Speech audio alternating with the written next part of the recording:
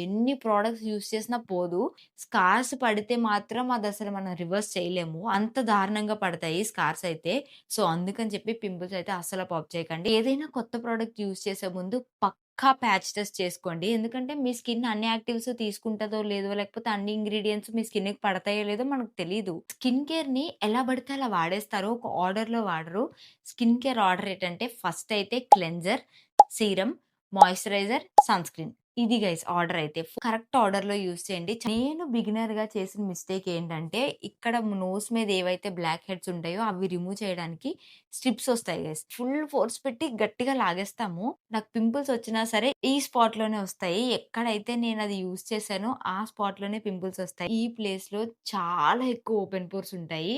ఇదంతా కూడా స్ట్రిప్స్ వల్లే వచ్చింది. ఫేషియల్ షేవింగ్ చేసినప్పుడు దానికి గ్యాప్ ఇవ్వండి. ఇప్పుడు ఈ రోజు మీరు చేశారనుకోండి. Let the hair grow back guys. Like ఒక 15 డేస్ తర్వాత వరకు మళ్ళీ మీరు ఫేషియల్ షేవింగ్ చేయకండి.